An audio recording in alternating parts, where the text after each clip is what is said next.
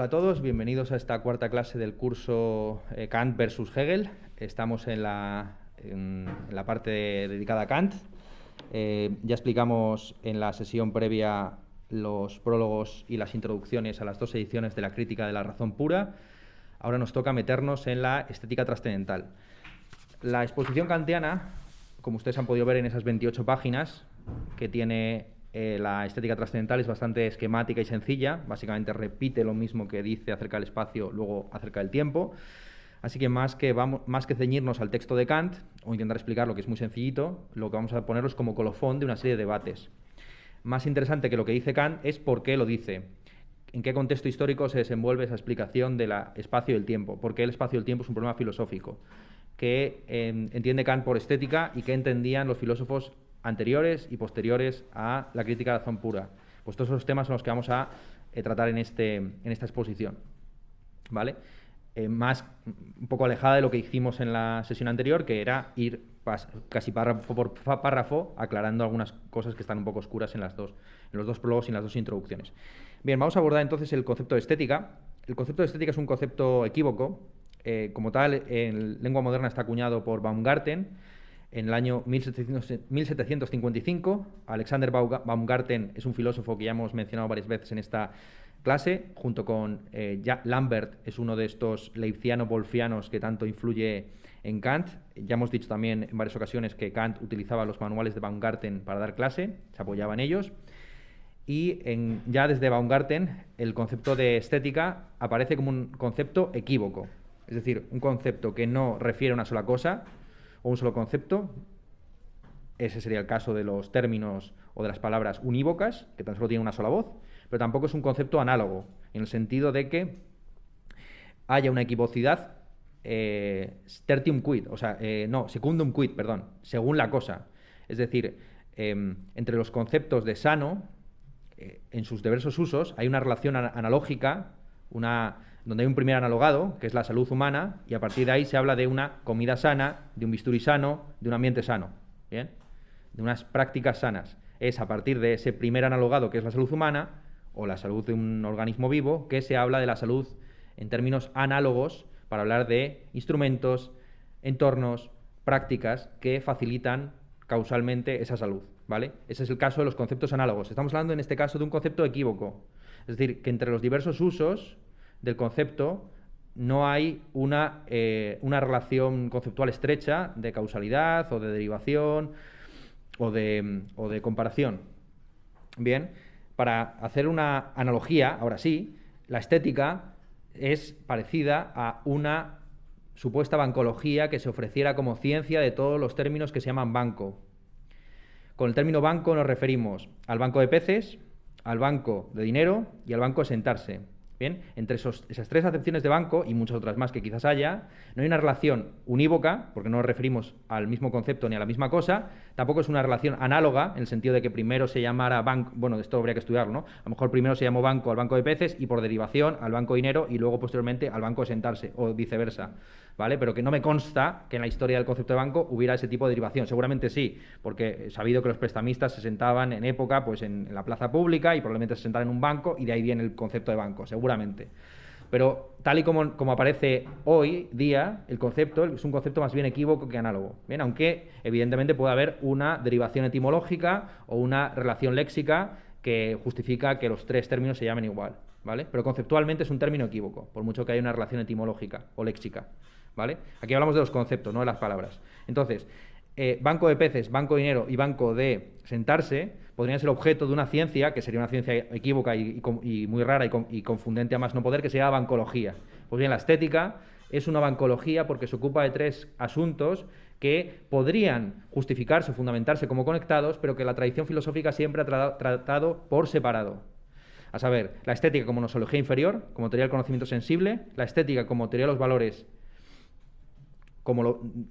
del tipo lo bello, lo sublime, lo grotesco, lo inmundo, lo feo, lo inhóspito, lo chocante, y la estética como teoría de las artes, ¿vale? Lo que vamos a hacer en este primer cuarto de hora de clase, es pues explicar las diversas acepciones de estética y ver cómo se pueden conectar entre sí o no, y cómo Kant las utiliza. Bien, La primera acepción de estética es estética como nosología inferior. Este es el término que utiliza Baumgarten en 1755 para referirse a la teoría del conocimiento sensible. Cuando está hablando de una nosología inferior, se refiere a que hay una nosología superior, que es la que trata del conocimiento intelectual. Baumgarten, como todos los leibniziano-wolffianos, es un racionalista que considera que el verdadero conocimiento es un conocimiento de carácter intelectual y que el conocimiento sensible es un conocimiento confuso, de segundo orden. Por eso existe una nosología superior, que es la que se ocupa de las ideas intelectuales o de los conceptos del entendimiento, y por otro lado está la nosología inferior dedicada a la sensibilidad. ¿De acuerdo? Claro, el problema principal que se plantea en este campo de la nosología inferior, de la estética como nosología inferior, es qué entendemos por conocimiento sensible. ¿A qué sentidos nos referimos cuando hablamos del conocimiento sensible? La tradición ha solido distinguir entre sentidos internos y externos. Los sentidos internos son el sentido común, la memoria, la imaginación. Los sentidos externos son los 5 perceptivos: tacto, olfato, vista, oído, gusto. Bien. Pero es curioso, y no es curioso, sino es perfectamente comprensible y muy interesante desde un punto de vista histórico, estudiar cómo esos 5 sentidos no han sido tratados por igual, sino que ha habido 2 de esos 5 sentidos que han sido privilegiados como fuentes de conocimiento. Ustedes van a ver que todos los filósofos hablarán de la vista y del oído para referirse a las fuentes por las que uno obtiene imágenes, que ya refiere a una cosa visual, especies, que viene de especulación, espejo, etcétera, o ideas, que viene de eidos, que significa lo mismo. ¿Bien? Entonces, todas las metáforas cognoscitivas, o todos los términos cognoscitivos son metáforas que provienen del sentido de la vista, o del sentido del oído, el diálogo, la dialéctica, todo esto. ¿Bien? Las proposiciones, que son cosas que primero se escuchan y luego se pueden leer quizás en un texto, es decir, que se ven y se oyen. Entonces, la unidad mínima de conocimiento para toda la tradición filosófica ha sido el enunciado, que el enunciado es justamente aquello que, insisto, se puede oír en el diálogo oral, valga la redundancia, o que se puede ver en el texto escrito. Esos son los 2 sentidos que han sido privilegiados por encima de los otros 3, el olfato, el gusto y el tacto. ¿Por qué motivo? La explicación tradicional es que el sentido de la vista y del oído son los únicos sentidos apotéticos, es decir, que captan la realidad a distancia, frente al sentido del tacto y del gusto, y el del olfato de manera más problemática o cuestionable, son paratéticos, es decir, que captan la realidad sin distancia, de tal forma que resulta imposible tocar algo sin que ese algo no te toque de vuelta. ¿Bien? Para degustar algo tienes que metértelo en la boca, con lo cual ahí no hay una pura actividad teórica de contemplación pasiva de una realidad que permanece inmutable en el acto de la percepción sensible, sino que hay una transformación, para empezar, que eso se convierte en alimento de tu cuerpo. Bien, por ese motivo, el tacto y el gusto se han convertido en los sentidos por excelencia de la filosofía aplicada. No en balde, todas las metáforas referidas a la ética y la política tienen que ver con el tacto. Ser una persona con mucho tacto, estar en contacto con otros individuos, etc. Frente al sentido del gusto, que es el sentido privilegiado por la estética. La teoría del gusto, tener gusto o no como criterio para distinguir buenas y malas obras de arte. ¿Bien? Entonces ahí se ve como los 5 sentidos, de alguna forma, troquelan nuestra forma de concebir la filosofía, bien sea filosofía teórica dedicada al conocimiento, que es un conocimiento que en principio debería ser neutral, no práctico, contemplativo. Ya el propio término contemplativo lo indica, ¿no? A qué tipo de sentido nos estamos refiriendo, y que por tanto no modifica el objeto a la hora de percibirlo, frente a la filosofía aplicada, que efectivamente, como tiene un componente práctico o poético, pues modifica el objeto en el acto de su percepción. Aquí podría haber una primera conexión entre los diversos sentidos del término estética, como se puede ver. El hecho de que hablemos de 5 sentidos y que 2 de ellos estén relacionados con la praxis y la poiesis nos puede mostrar de qué manera se justifican y se fundamentan las artes, y concomitantes a ellas los valores como lo bello, lo sublime, etc. Esto es algo problemático que vamos a abordar a continuación. Sigamos entonces al siguiente concepto de estética. Bien, una vez vista la estética como nosología inferior, que plantea como problema histórico por qué motivo se han privilegiado los sentidos de la vista y del oído frente al tacto, al gusto y al olfato, siendo además el olfato un sentido peculiar, porque a diferencia del tacto y el gusto, donde sí que se puede argumentar que no hay distancia entre el sujeto y el objeto y que hay un componente práctico al mismo tiempo que teórico, en principio, cuando uno huele, también huele a distancia. La diferencia entre el sentido del olfato y el sentido de la vista y del oído es que no tiene orientación. Es decir, tú hueles y no sabes de dónde te viene el olor. ¿Bien? Mientras que si uno oye un oído, o si uno oye un oído, si uno oye un sonido, sabe si se ha producido a su derecha o a su izquierda, delante, detrás, y más o menos puede estimar si no la distancia, sí, si hay barreras sónicas entre él y el objeto del sonido. Y no digamos la vista, con la vista puedes calcular distancias, comportamientos, etcétera, muchas más cosas, ¿no? Y tiene un rango mucho más lejano y mucho más meticuloso de percepción. ¿Bien? Entonces el olfato no solamente es un sentido peculiar que no termina de encajar en esta distinción entre paratético y apotético, sino que destruye por completo esa distinción. Porque el sentido del olfato es tan solo un sentido paratético si concebimos que lo que se está percibiendo no es la fuente del olor, sino el olor mismo. A ver si me estoy explicando. ¿Bien? Cuando hablamos de visión o de audición, entendemos que lo que se ve y lo que se oye no son las ondas visibles o sonoras, sino en la fuente de esas ondas sonoras o visibles. ¿Cómo te llamas tú, que estás ahí al fondo? Aurora, ¿vale? Aurora acaba de decir su nombre y eso ha producido unas ondas sonoras que me han llegado a mí. ¿Qué es lo que estoy percibiendo? ¿Aurora hablando o una onda sónica? ¿Bien? Si entendemos que el sentido del olfato es un sentido paratético, entendemos que lo que percibimos es el olor, no la fuente del olor. ¿Se entiende? Pero en tal caso, también el sentido de la vista y el del oído son paratéticos, porque en última instancia, si entendemos que lo que se percibe no es la fuente de la sensación, sino la sensación misma, toda sensación se percibe sin distancia. Lo que yo percibo en tal caso es simplemente el impacto de las ondas sónicas contra mi tímpano. O lo que yo percibo es el impacto de los rayos lumínicos contra mi ojo. ¿Bien? No te percibo a ti. Ahí se ve como el sentido del olfato es un sentido crucial que destruye por completo esa distinción y vuelve problemático lo que hasta ahora se consideraba muy de sentido común y de cajón, ¿no? Primero, por un lado está el sentido de la vista, el del oído, que son sentidos cognoscitivos, y por otro lado están el práctico, que es el del tacto, y el estético, que es el del gusto. Nada que ver. Todo termina confundiéndose y relacionándose una cosa con la otra.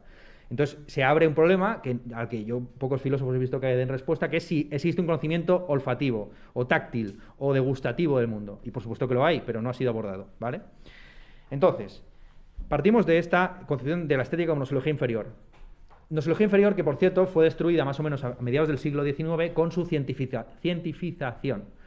Es decir, hasta Kant aproximadamente, casi todos los filósofos cuando hablaban de nosología se referían a la teoría del conocimiento individual, ordinario, es decir, a cómo conocemos el mundo en nuestro día a día, en nuestra práctica cotidiana.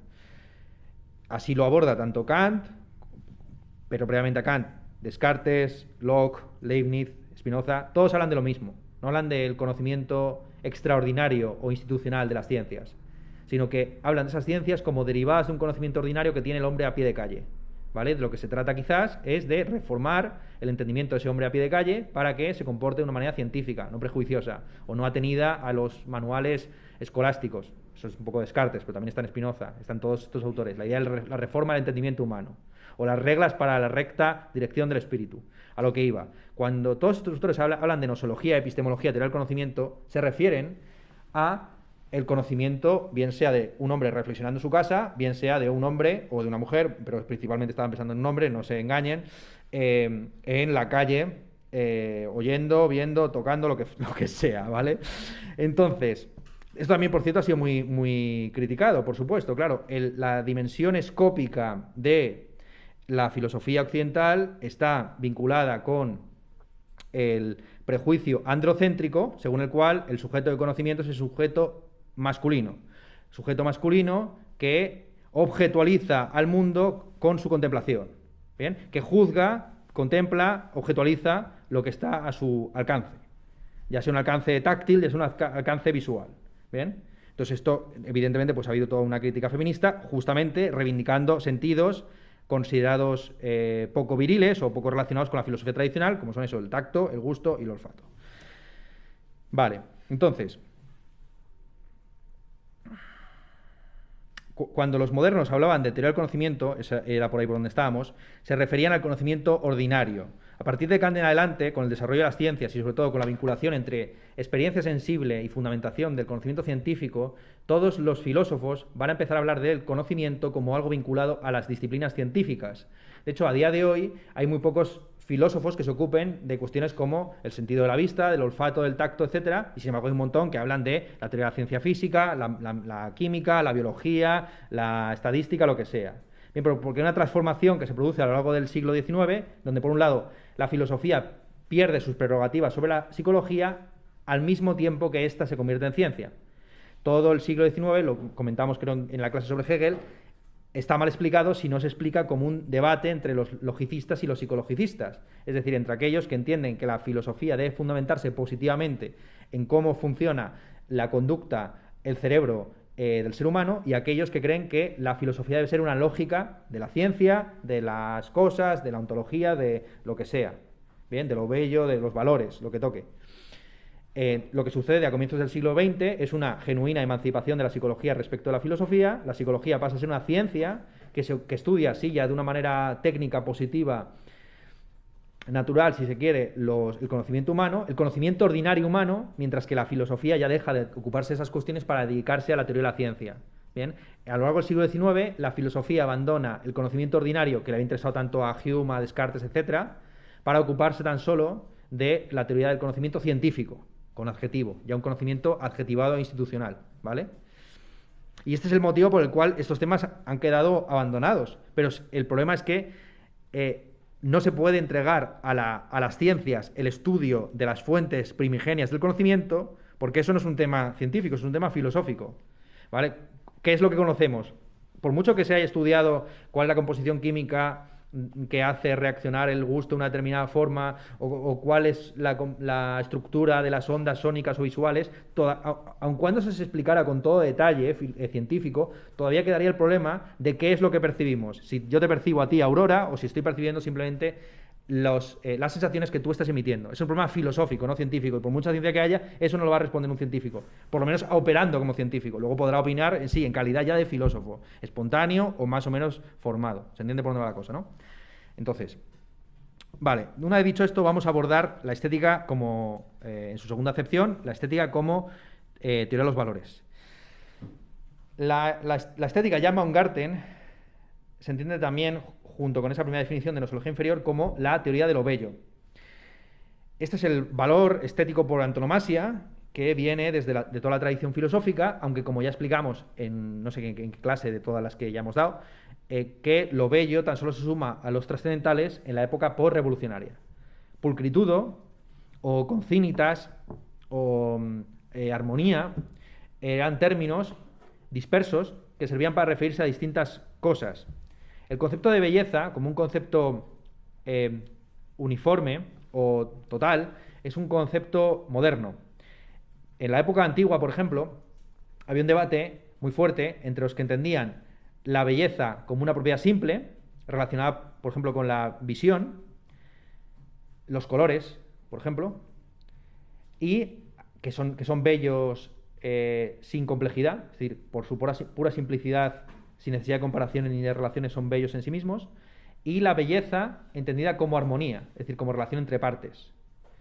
Y eran dos conceptos de belleza completamente antagónicos. Se puede decir que era la tradición aristotélico-ciceroniana, donde la belleza es la armonía entre las partes, es decir, que la belleza pide de pluralidad, de complejidad, y la belleza en la tradición platónico-agustiniana, que es una belleza como algo simple, relacionado con la intuición mística de las ideas, con la contemplación de Dios, con la apreciación de las propiedades sensibles de los objetos, en su pureza, etc. ¿Bien? Y ya digo que se utilizaban términos muy distintos. O sea, una cosa es la pulcritudo, otra cosa es la armonía, otra cosa es la concinitas. Hay 1000 términos en latín para referirse a lo que posteriormente, en una especie como de gran síntesis moderna, se denomina lo bello. ¿Vale? El concepto de belleza como un concepto que abarca al mismo tiempo lo sonoro, es decir, aquello que está compuesto de partes y que pueden armonizarse musicalmente, y lo simple, es decir, aquello que se contempla intuitivamente de manera visual y que es bello per se, sin ningún tipo de comparación, es un concepto moderno. De ahí que el concepto de bellas artes, la justificación de las artes, no por su función religiosa o teológica, sino porque son bellas, sea algo específicamente moderno. Lo he explicado 1000 veces, lo voy a explicar aquí, pero es algo de cajón que supongo que se explicará en la clase de estética. El concepto de arte, como algo segregado de la técnica, es algo también moderno, porque para los antiguos no había una diferencia ontológica entre las estatuas y el dios que representaban. De ahí he sabido que Alcibíades es llamado desde la campaña de Sicilia para ser ajusticiado por haber decapitado unas estatuas de Hermes. Atenas prefería arriesgarse a perder la guerra del Peloponeso antes que dejar impune un ultraje contra la estatua de Hermes, porque la estatua de Hermes era idéntica al propio dios. ¿Bien? La separación del arte respecto a la religión y de la técnica va de la mano de su vinculación con estos valores flotantes, como es el valor de lo bello. Valor de lo bello que se elabora de manera moderna, sintetizando esos conceptos antiguos y definiéndose de manera antagónica respecto a la praxis como aquello que carece de finalidad. ¿Bien? Para los antiguos, insisto, las obras de arte tenían una finalidad muy específica. Tú creabas una estatua de un dios para que éste te beneficiara, ¿vale? Pintabas en las cavernas a un búfalo porque querías cazarlo. Y había una relación mágica entre el hecho de representar un objeto y luego posteriormente adquirirlo o verse beneficiado por él. La idea de que el arte está vinculado con lo desinteresado y que en el arte nos movemos en un espacio libre de intereses es un concepto específicamente moderno, precisamente por la desvinculación total, la autonomía, si se quiere, del arte frente a otras funciones.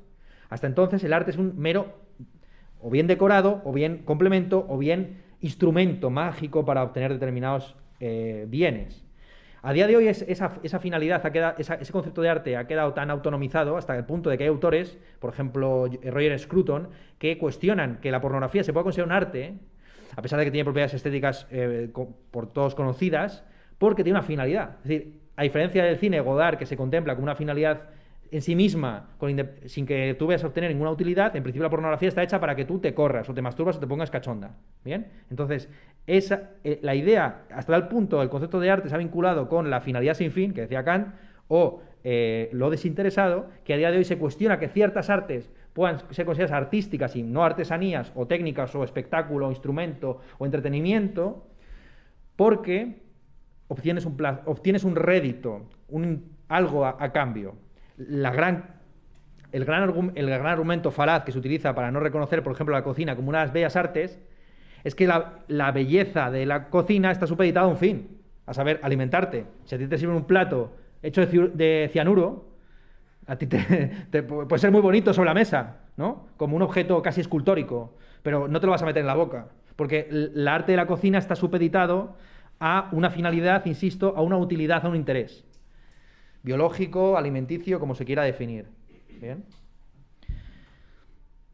Entonces, el concepto de lo bello surge en la modernidad como un concepto vinculado al desinterés, a algo opuesto a la praxis. La poiesis como algo distinto a la praxis, pero también distinto a la técnica. Cuando los griegos hablaban de poiesis, pues se referían con ese término a también pues, el arte de la cerámica, al arte de construir edificios, incluso al arte de cazar un ciervo. ¿Bien? Es la técnica productiva de ciertas realidades. Cualquier cosa que produzca un objeto es una poiesis para los griegos. Para los modernos ya no. La arte se define no por su carácter productivo, sino por su carácter bello. Una belleza que a veces se va a entender como mímesis de una realidad preexistente o como expresión de una realidad interior que no se conocía. ¿Bien? Que no se conocía, no se puede manifestar sino de esa forma. ¿Vale? Entonces la belleza no es hasta muy tarde, realmente hasta el siglo XIX, con Victor Cousin, lo dijimos en clases previas, que se entiende como uno de los trascendentales, junto con lo bueno y lo verdadero. Hasta entonces, lo explicamos en la clase, creo que fue sobre la de Hegel, estaba como trascendental lo uno, la cosa, el algo, el ente y lo bueno y lo verdadero. ¿Vale? Esa es la lista de Santo Tomás. La lista de Victor Cousin va a ser esa tríada, bello, bueno y verdadero, donde la belleza se entiende como una propiedad ya trascendental que abarca todos los objetos. Frente a lo bello, comienza a emerger a finales de la época antigua y se consolida de una manera muy singular en el siglo XVIII la teoría de lo sublime. Frente a la idea de que las artes se definen por su belleza, comienza a emerger con mucha fuerza en estos periodos ya decadentes desde un punto de vista artístico, porque el siglo XVIII desde un punto de vista artístico pues es una calamidad, hay que decirlo todo así, con todas las letras, es decir, si uno compara el barroco en términos literarios o en términos escultóricos, pictóricos, etcétera, con lo que hacen los ilustrados en el siglo XVIII, es una puta birria. Lo sublime emerge en estas épocas decadentes como un contrapunto a lo bello. Frente a lo bello, que en Kant va a ser definido como el juego libre de las facultades, lo sublime se entiende como un corte taxativo entre lo sensible y lo racional. ¿Qué es sublime para Kant y qué es sublime para Longino o para Burke y para la crítica del juicio? Sublime es aquello que es inabarcable, lo infinito. La belleza siempre aparece, la belleza aparece en la época neoclásica como algo contenido. Algo que, por supuesto, engarza muy bien con la idea de perfección clásica, antigua. Para los griegos lo perfecto es lo finito, lo definido, lo contenido. Frente a la idea que van a tener los cristianos y posteriormente todos los filósofos medievales y modernos, que es que la genuina perfección estriba en un Dios infinito y por lo tanto hay algo por encima de la belleza finita que es lo sublime. Dios no es representable a través de ideas bellas o de objetos bellos, sino que Dios es sublime porque es incomprensible, es absurdo, está más allá de toda intelección. También son en parte los filósofos cristianos quienes empujan este concepto de lo sublime porque la obra literaria por antonomasia del cristianismo es una obra llena de crueldad, que también lo sucede con la poesía épica homérica, ¿no?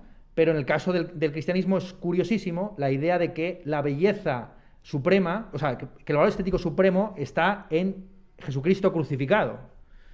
¿Bien? Es decir, en lo más terrible, lo más horrendo, pero aquello que resulta sublime por una especie como de, no sé, de unión de los contrarios o algo así. ¿Vale? Entonces, el concepto de lo sublime básicamente, ya digo que surge como contrapunto a lo bello, vinculado siempre a lo infinito, a lo incomprensible, aquello que escapa más allá de nuestras facultades y que de alguna forma expresa de manera antagónica o paradójica el opuesto a lo que es su objeto. ¿Vale? Entonces, por ejemplo, para los medievales, a Dios se le puede representar como un león, bien porque el león es un animal honesto, el rey de la selva, etcétera, o bien porque es un animal muy fiero y precisamente por antítesis se puede percibir aquello que resulta incomprensible en Dios, que es lo contrario de la fiereza, lo contrario de la injusticia, lo contrario de tal. ¿Bien? Y esto se mantiene hasta el día de hoy. Ustedes verán, o quizás se habrán preguntado muchas veces por qué los artistas cristianos son los más, vamos a decirlo, los artistas católicos desde el siglo XVIII en adelante son los más perversos, los más salvajes, los más impúdicos, los que más gustan, por ejemplo, la bohemia. O sea, fíjense en España un autor como Juan Manuel de Prada, ¿vale? Juan Manuel de Prada es filosófica, política y teológicamente un carlista, ¿vale? O sea, un conservador católico tradicional.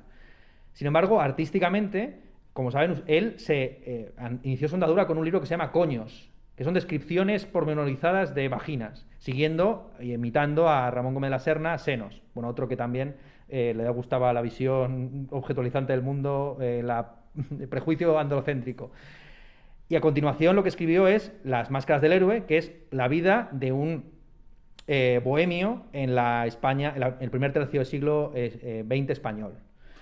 Y durante toda su primera andadura, incluso hasta el día de hoy, todo el interés de Juan de Prada, pero previamente también de Baudelaire, etcétera, era la prostitución, la bohemia, las drogas, porque se entendía que la imagen de Dios está reflejada como su sombra en este valle de lágrimas. Y así autores como Gus Van Sant, Ulrich Seidl y otra serie de cineastas hacen un arte religioso que se regodea en la maldad, perversidad, ninfomanía del mundo actual. Se ha sabido que Lars von Trier, después de hacer Nymphomaniac 1 y 2, dijo que iba a dejar el cine para dedicarse a leer la Biblia y cultivar su huerto, ¿no? Es decir, no son dos mundos, están perfectamente engarzados. Por esta idea, insisto, de que por encima de lo bello, como representación de lo divino, está lo sublime, que es aquello que como no se puede representar, porque va más allá de toda comprensión, percepción, etcétera, debe intuirse de manera antitética. Vale. junto con lo bello y lo bello y lo sublime son las dos grandes categorías estéticas acuñadas en el siglo XVIII. En el siglo XIX, bueno, en el tránsito del XVIII al XIX surgen otras dos que son más cuestionables, más debatibles, que han entrado y han salido en los diversos tratados estéticos, que son lo grotesco y lo pintoresco. Lo grotesco yo creo que es la gran contribución del barroco, es decir, entender la plenitud perceptiva como un valor. La naturaleza tiene horror al vacío, básicamente, y por lo tanto el arte también tiene que tener horror al vacío, todo tiene que estar lleno de cosas. Eso es una idea típicamente barroca frente a lo pintoresco. Lo pintoresco es una idea reivindicada por Goethe, donde decía que puede que la arquitectura gótica no sea tan armoniosa ni tan clara como la románica, o como por supuesto la arquitectura clásica antigua, pero tiene un componente pintoresco, es decir, propio del lugar. A través del valor de lo pintoresco emerge como valor estético el nacionalismo, el localismo. La tauromaquia, no sabemos si es bella o si es sublime, pues será bella pues porque hay van vestidos de una manera muy ornada, etcétera, brilla todo, o el rojo qué bonito es, tal, o la plaza como pega el sol. Puede ser sublime en el sentido que está representando lo nefando, ¿no? Justamente, la muerte, la crueldad, etcétera. O se puede ir más allá y decir, no, da igual que sea, aunque a ti te parezca vomitivo, asqueroso, ni siquiera veas algo sublime, es pintoresco, es typical Spanish. Entonces, la razón por la cual se justifican determinadas artes, como el arte del toreo, ya no es ni por valores como lo bello y lo sublime, sino por el carácter local, nacional. Vale. La siguiente categoría estética que emerge es la de lo feo, de manera natural. De hecho, es un filósofo hegeliano, un discípulo de Hegel, Rosenkranz, quien escribe una estética de lo feo, entendiendo que si efectivamente hay por lo menos 4 categorías, 3 categorías estéticas que no son lo bello, que están dentro de la estética, ¿por qué no va a estar también la antítesis de lo bello? Es decir, ¿por qué el arte se define como un arte bello? Definición que está, insisto, en todo el siglo XVIII, con la idea de las bellas artes, y que llega hasta el propio Hegel. Para Hegel la estética es la teoría de las bellas artes, y no de otra cualquiera, de las bellas. ¿Vale? Pero la pregunta que se empieza a plantear a partir del siglo XIX, vinculado a la estética de lo sublime, es por qué la fealdad no va a ser un camino más, un valor más de tipo estético. Y a partir de ahí, todos los valores estéticos que van a emerger son siempre valores negativos, relacionales que se definen por la privación o negación de una realidad previa. A finales del siglo XIX emerge el concepto, por ejemplo, de lo inhóspito, que está tratado primero desde un punto de vista psicoanalítico por Freud. Bien, Unheimlich es el término que utiliza Freud en alemán, que se ha traducido al castellano de maneras diversas, siniestro y otras traducciones que ha habido. La traducción, a mi juicio, más exacta es inhóspito, porque Unheimlich es en alemán la negación de lo heimlich, de lo hogareño. Bien, para Freud, lo inhóspito es la revelación de algo que debería permanecer oculto. Las relaciones incestuosas entre padre e hija, o entre hermanos o cosas así, son realidades familiares que se nos vuelven inhóspitas en el momento de su publicidad, pero que sin embargo generan un gran atractivo. O sea, desde Freud hasta la cultura de la cancelación hay un morbo por lo inhóspito, por aquello que nos resultaba, por eso gusta la cancelación, aparte de todas las cuestiones morales, de el virtue signaling, que bueno soy yo por contraposición a este hombre, yo por lo menos no soy Hitler, yo por lo menos no soy Harvey Weinstein, ¿no? Yo soy un buen aliado, háganme caso a mí. Aparte de eso, del virtue signaling, la cancelación gusta por el hecho mismo de que lo que nos era atractivo en un famoso, de repente se vuelve nefando y horrendo, hay una inversión de roles, hay una especie de turning point narrativo que gusta mucho. Bueno, entonces, básicamente, voy a ir muy rápido por los restos de valores, porque hay miles, es una cuestión casi que rapsódica. Junto con lo inhóspito, emerge finalmente, y ese es el último valor que yo quisiera explicarles, el valor de lo chocante, que es un valor que todos los valores al final, todos estos últimos valores que son negativos, en realidad no son sino derivaciones de lo sublime, modulaciones epocales de lo sublime. ¿Bien? Claro, en una época de liberación sexual, aquello que para Freud era inhóspito, pues puede parecer ordinario, porque claro, se han normalizado y despenalizado tantas conductas sexuales que por supuesto en algún momento, bueno, si no ya mismo, el incesto pues será considerado algo natural y poco problemático, ¿vale? O poco chocante desde un punto de vista estético. Sin embargo, el concepto de lo chocante per se, como algo que irrumpe con una cierta novedad, es la gran contribución estética de las vanguardias. Y llegamos al valor supremo del arte en el siglo XX-XXI, que es la pura novedad. El hecho de que casi todos los artistas se legitiman o se refutan atendiendo a la idea de originalidad. Bien, sí. Lars von Trier puede ser procaz, puede ser o lo contrario, ¿no? Puede ser una especie como de meapilas. La cuestión es si es novedoso. Es decir, que al final todos estos valores estéticos quedan reducidos a una cuestión ya no estética, sino temporal. Y aquí es donde se va introduciendo poco a poco el tema que trata Kant con la estética, ¿vale? Entonces tenemos la estética como teoría del conocimiento inferior, la estética como arqueología y la estética como teoría de las artes. Problema, ¿cómo definimos las artes? ¿Las definimos por su desinterés? ¿Las definimos conforme a estos valores que están por aquí rondando? Pero entonces, un ingeniero que crea un aparato novedoso es también un artista.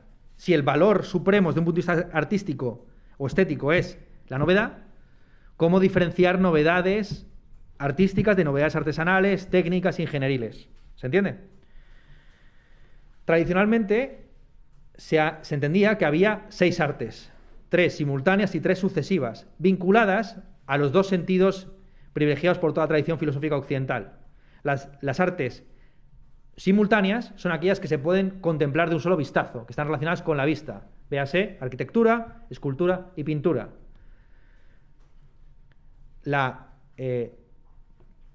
Y ahí entra todo el debate de si emergen las unas de las otras, cuál es la relación que existe entre esas 3, ¿no? Si la arquitectura es de alguna forma la que contiene primigeniamente tanto la escultura como la pintura.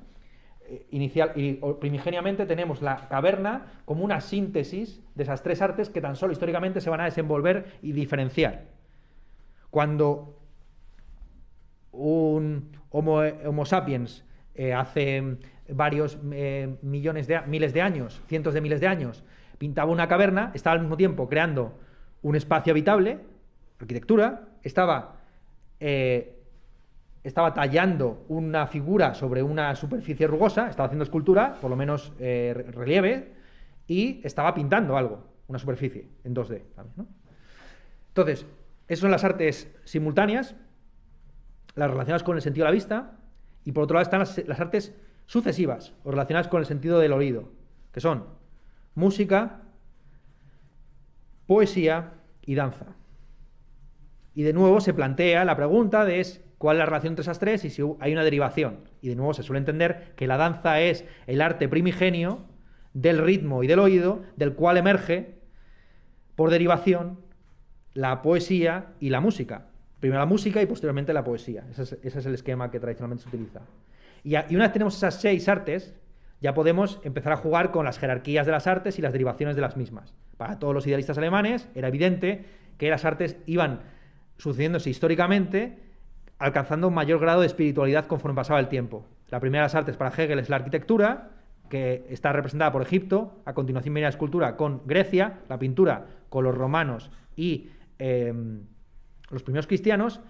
Bueno, Hegel habla de 5, no de 6, la danza no la consideraba. La danza siempre ha sido muy problemática en Occidente, de hecho.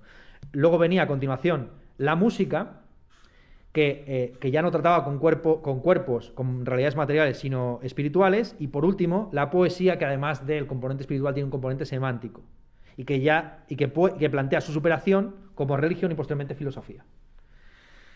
Vale. La emergencia del cine, como séptimo arte, planteó para muchos teóricos rehabilitó muchos de estos debates sobre la jerarquía de las artes. Lo que hace Schopenhauer, evidentemente, es invertir los términos, no es otra cosa. Para Schopenhauer la jerarquía se mantiene igual, lo único que hace es que la música está por encima de la poesía, porque la música no representa la cuádruple raíz del principio de razón suficiente, sino que encarna y expresa la voluntad del mundo que no tiene palabras. ¿Bien?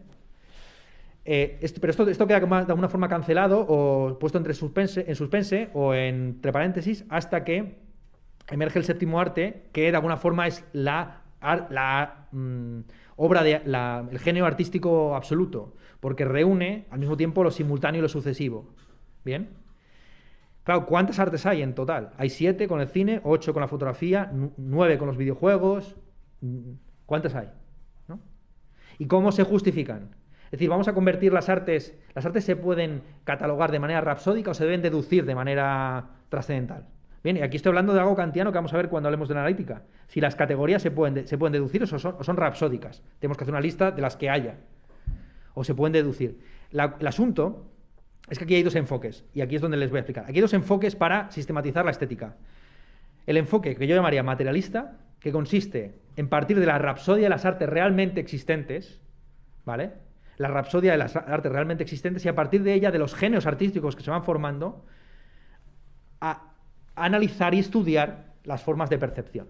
Es decir, nuestras formas de percepción no son estancas. Hemos hablado de que hay 5 sentidos, pero no lo podemos concebir a día de hoy, pero es perfectamente plausible que en un determinado momento las capacidades técnicas aplicadas al organismo humano nos hagan percibir otras cosas. Es decir, no es una locura de ciencia ficción pensar de que aquí a 50 años podrá haber implantes para que uno pueda tener una percepción tipo sonar o tipo radar, a la manera un poco de los murciélagos. Hay un famoso autor, Thomas Nagel, filósofo analítico, que escribió un texto muy célebre en Filosofía de la Mente que se llama ¿Cómo es ser un murciélago? Que es un texto que habla de la empatía, de la posibilidad de ponerse en lugar del otro, etcétera, y del mundo que habitamos. Sabemos que los perros tienen una capacidad auditiva distinta a la nuestra, una capacidad olfativa distinta a la nuestra, una capacidad visual distinta a la nuestra, y se contempla perfectamente la posibilidad. Yo ahora mismo no los estoy viendo. Si me pongo esto, ahora les veo. Del mismo modo que existen este tipo de artilugios que amplían nuestro sentido perceptivo, cabe perfectamente la posibilidad de que nuevas posibilidades artesanales o técnicas generen nuevas posibilidades perceptivas. Entonces, ya digo que hay dos enfoques. El enfoque tradicional idealista es muy sencillo. Tú partes de la nosología inferior, que es la teoría del conocimiento sensible, te das cuenta de que hay 5 sentidos, de los cuales tan solo te valen 2, y a partir de esos 2 justifica las 6 artes. Y ya te sale el cine como séptima arte, y lo problemático de los videojuegos, o de la pornografía, o de la cocina, o de la perfumería, o de la masajería, etcétera, que son artes, de repente, que involucran otros sentidos que no son los de la vista y el oído. Pero a mi juicio, ese es el camino idealista, ya digo. Es partes de la nosología inferior, vas a la teoría de las artes, y de la teoría de las artes surgen los valores concretos. Para mi juicio, el camino debe ser el inverso. El camino es el inverso, el camino materialista, quiero decir, ¿eh? El camino es partir de los géneros que ya existen en las artes realmente existentes y a partir de ahí inducir nuestros valores y nuestras capacidades perceptivas. ¿Bien? Bueno, eso es, entonces esa es un poco la intro que quería hacerles para hablar de la estética. Kant, de alguna forma, es responsable de esta equivocidad del término estética, que yo aquí he querido un poco fundamentar o justificar o sistematizar. Pues él utiliza el término estética en las 3 acepciones realmente. Cuando habla de estética trascendental se refiere a la teoría del conocimiento sensible, que reduce al final a la teoría de las intuiciones puras del espacio y del tiempo, que, como ven, se justifican por el privilegio concedido por la tradición filosófica occidental al sentido de la vista y del oído. El sentido del oído es el sentido temporal por excelencia, frente al sentido de la vista, que es el sentido espacial por antonomasia, ¿no? Pero luego, posteriormente, la crítica del juicio vuelve a recuperar el término estética para referirse a la teoría de las artes y, en concreto, dedica toda una sección a estudiar lo bello y lo sublime. Entonces, de alguna forma, Kant es responsable, al mismo tiempo, es responsable de la vía idealista y de la confusión acerca de las 3 acepciones de estética. Vale. Entonces, una vez dicho esto, podemos ya entrar en el problema de la sensibilidad, el espacio y el tiempo.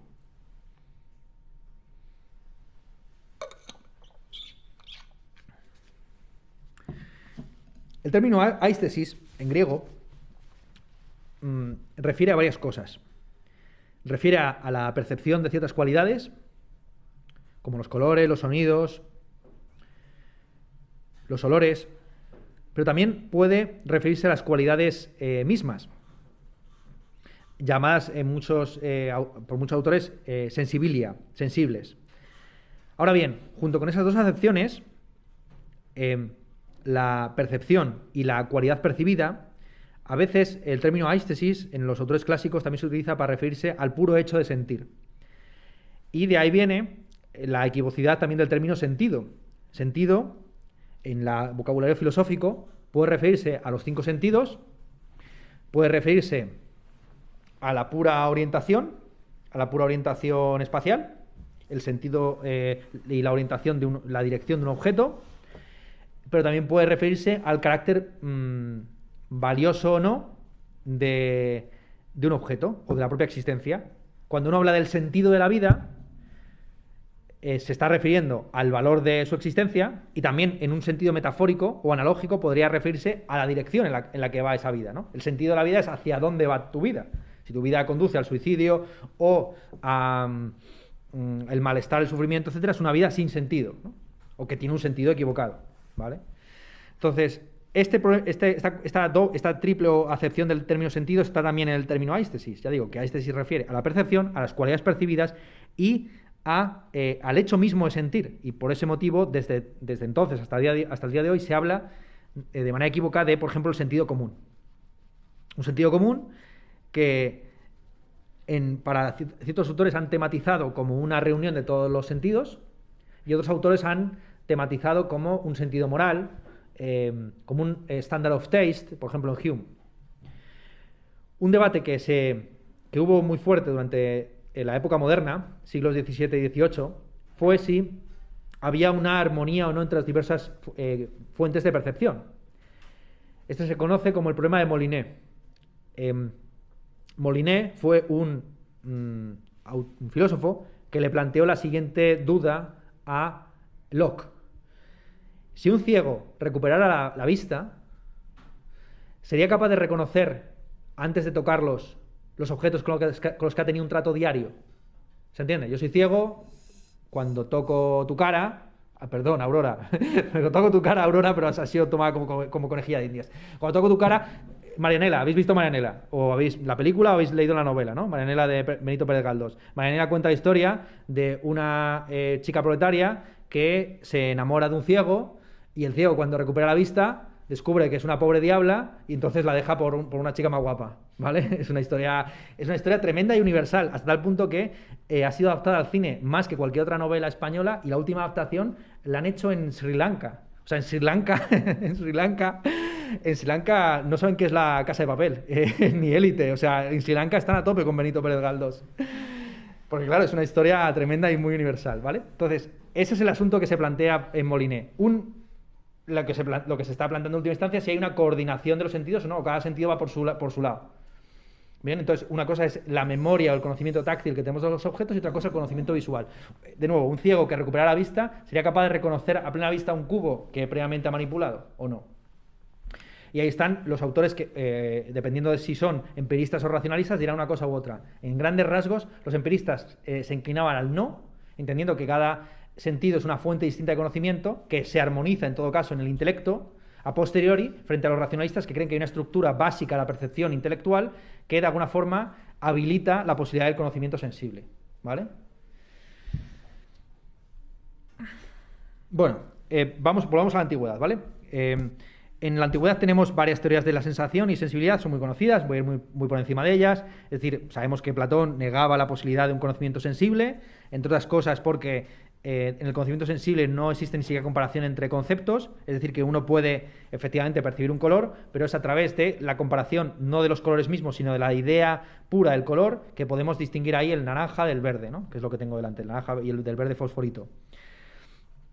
En cuanto a Aristóteles, en Aristóteles tenemos una intelectualización del sentido y de la sensación hasta el punto que para Aristóteles el intelecto se entiende como una forma de tacto, como un tacto a distancia. En cuanto a los estoicos, son los que más teorizaban sobre el sentido, y en ellos nos encontramos con esta triple acepción de la aistesis. La aistesis puede entenderse como una corriente, la corriente que va del objeto al sujeto, lo que hemos dicho, las ondas que emite Aurora al decir su nombre. la aprehensión de esas ondas por parte del intelecto, de la mente, y la reconstrucción de una imagen y de una forma del mundo, es lo que los estoicos llamaban catalepsis. Y con aistesis también se referían a los órganos con los que se realiza esa operación, ¿vale?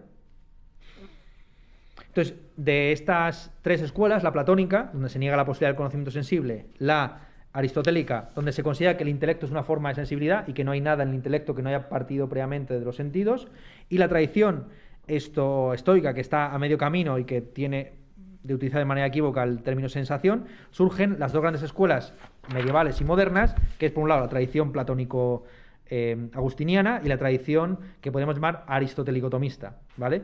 Para la tradición platónico-agustiniana, la sensación, si tiene un carácter cognoscitivo, es porque tiene un elemento anímico.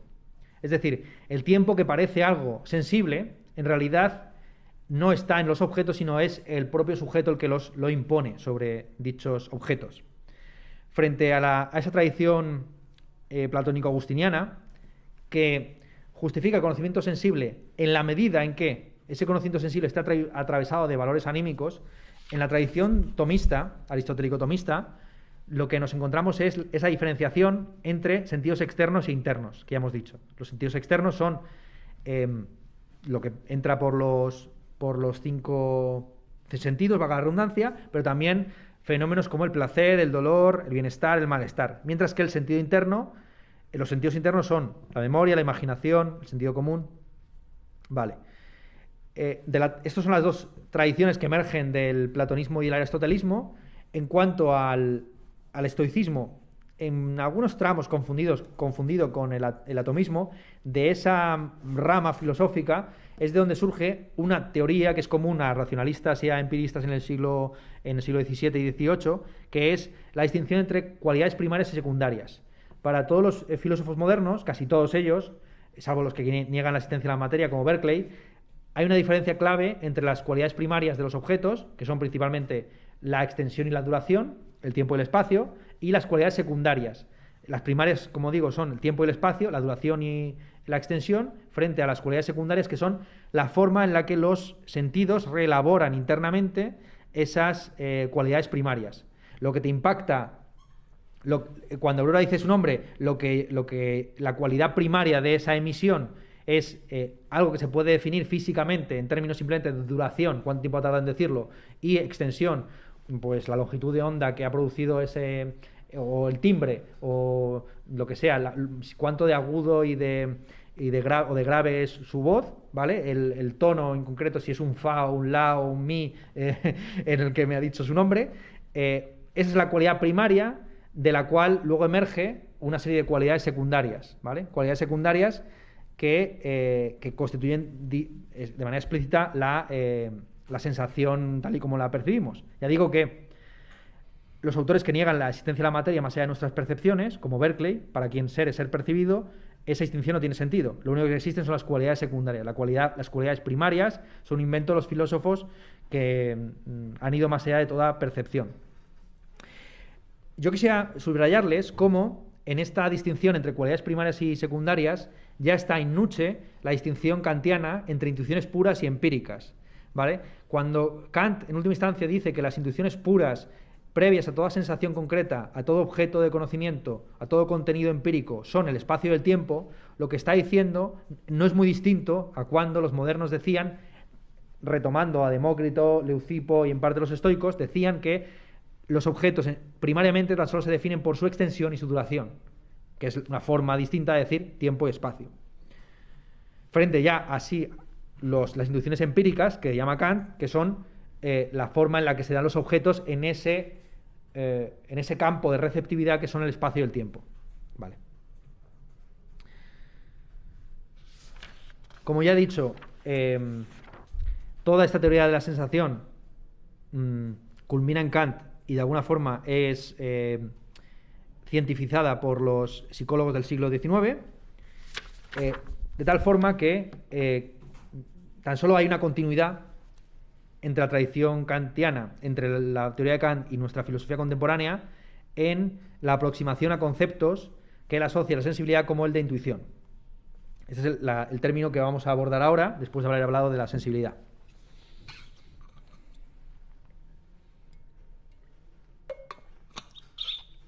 Para saber bien qué entiende Kant por intuición y por qué niega la existencia de la no intuición intelectual, es importante pues remontarse de nuevo a los orígenes, ¿vale?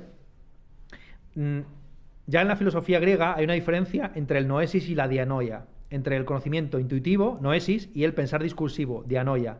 Una cosa es la percepción directa de las ideas, que está más allá de toda dialéctica, y otra cosa está el conocimiento discursivo, que requiere, sí, de argumentos, de tomas y dacas, ¿vale? O sea, aquí esto es una distinción platónica con las dos almas de Platón, ¿no? La alma, si se quiere, más argumentativa, reflexiva, dialéctica, y la alma esotérica, mística, erótica, incluso, ¿no? Que entiende que la forma suprema de conocimiento, que ni siquiera se puede poner por escrito, es una forma de conocimiento intuitivo, ¿bien? Que se percibe o no se percibe. Evidentemente, la forma en la que se coordinan estas dos formas de conocimiento en Platón es que el conocimiento discursivo, la dianoia, es una preparatoria, una purga para llegar a la noesis, al conocimiento intuitivo. Y esto está en la propia metáfora de la salida de la caverna. Cuando la persona que se ha liberado de la caverna, el filósofo, sale al exterior, no puede mirar directamente al sol porque le quema la retina y debe primero estudiar su imagen a través de las sombras que proyecta en los objetos. Que es un poco parecido a lo que hemos dicho previamente acerca de Dios y los cristianos perversos contemporáneos, ¿no? Como no se puede representar a Dios, lo que se hace es estudiarle por las sombras que proyecta la maldad o el pecado original en el mundo. Bien. Vale, entonces, es una distinción que está en casi todos los autores desde Platón en adelante. A nosotros nos interesa sobre todo la figura de Descartes. En Descartes hay una contraposición entre la intuición y la deducción. La intuición para Descartes es un acto simple que, a diferencia del discurso, no consta de partes, sino que es la evidencia, casi la exposición, la presentación a un sujeto de un concepto, de una idea con claridad y distinción absolutas. La intuición, frente a la deducción, aprende naturalezas simples, y ya posteriormente la deducción lo que hace es articular esas intuiciones de manera silogística.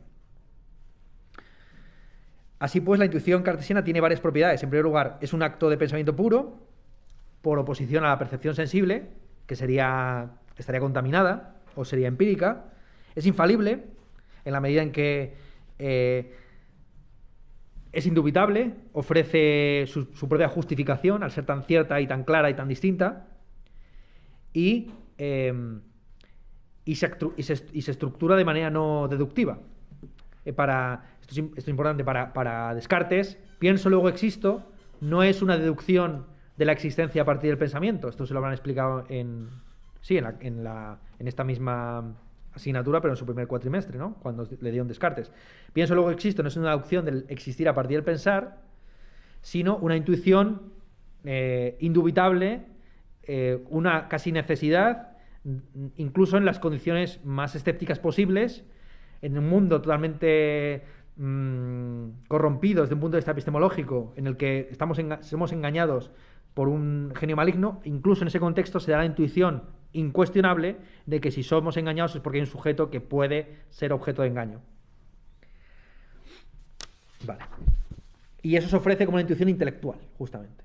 ¿Vale? Lo que va a negar Kant justamente es que haya posibilidad de intuición intelectual, que haya posibilidad de un conocimiento puro, intuitivo del yo. En Spinoza nos encontramos con la teoría de la intuición intelectual desarrollada a su máximo exponente, cuando él dice que hay un tercer grado de conocimiento por encima del conocimiento sensible y del conocimiento discursivo, que es el amor intelectual a Dios. El amor intelectual a Dios en Spinoza se relaciona de una manera muy estrecha con un poco un cierto ajá místico, una visión mística de la unidad del mundo. El amor intelectual a Dios puede definirse de muchas maneras, pero yo creo que tiene que ver sobre todo con el saberse parte de un todo que te trasciende, ¿vale? Y entenderte como un engranaje necesario de ese todo, y por lo tanto aceptarlo todo, no cuestionar nada, por así decir. Hay muchas interpretaciones, ya sé que hay gente que coge a Spinoza y le convierte en un revolucionario, etcétera. Para mí no tiene mucho sentido todo este tipo de asuntos. Spinoza es principalmente, en última instancia, un místico conservador que acepta taxativamente la sentencia hegeliana en su visión más reducida de que todo lo real es racional, porque todo lo real participa de una sustancia que es Dios, que genera de manera necesaria unos determinados modos, ¿vale?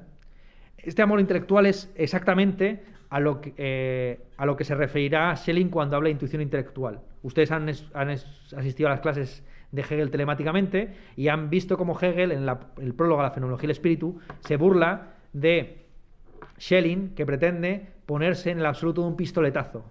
Pretende acceder a Dios sin un proceso discursivo, sino intuitivo, pensando que a través de las artes, en el juicio estético justamente, Dios se nos revela como la síntesis de lo natural y lo cultural, lo consciente y lo inconsciente, lo intuitivo y lo argumentativo. Bien, los opuestos que se reconcilian finalmente en ese Dios que se capta intuitivamente, ¿vale? Esa intuición intelectual de Dios. Eso es lo que va a negar justamente Hegel. Para Hegel no es posible hacer absoluto, sino deteniéndose en las contradicciones, determinaciones y fenómenos concretos, ¿vale?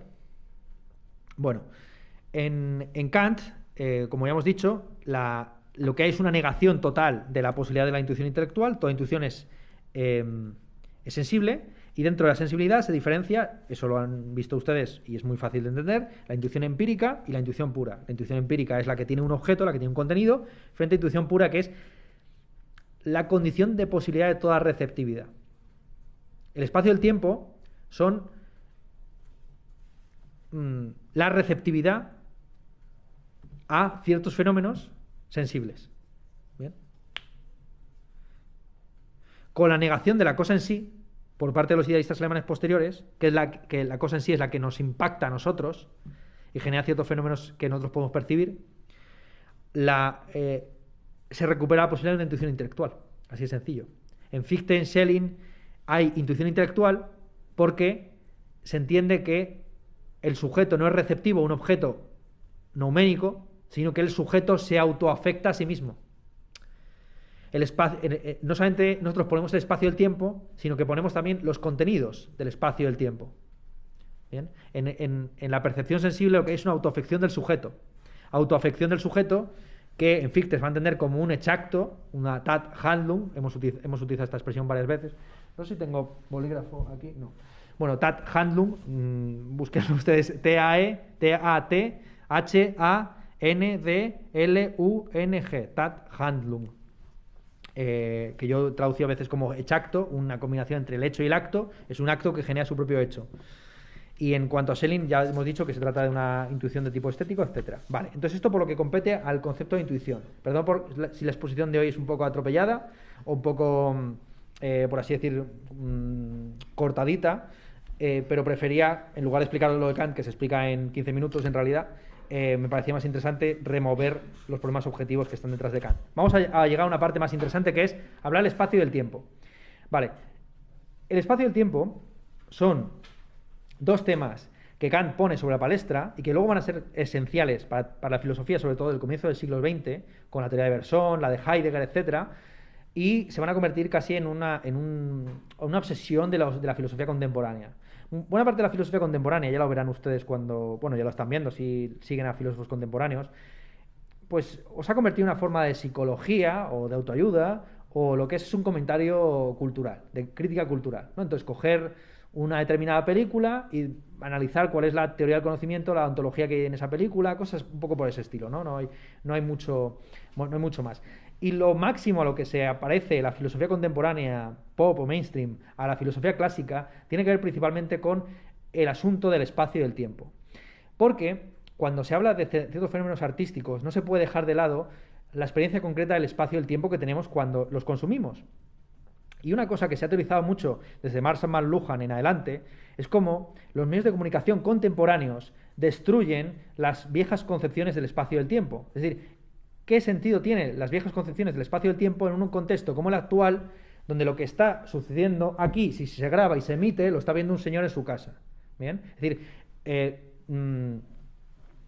esto está en Marx incluso, Marx y Engels hablaban de cómo los medios de transporte puestos por el capitalismo destruyen el espacio y el tiempo, destruyendo el nacionalismo chauvinista burgués y sentando las bases para una revolución proletaria de carácter internacional, donde los trabajadores se den cuenta de que, de que no son parte del Estado-Nación y que el Estado-Nación es una estructura para explotación de clase.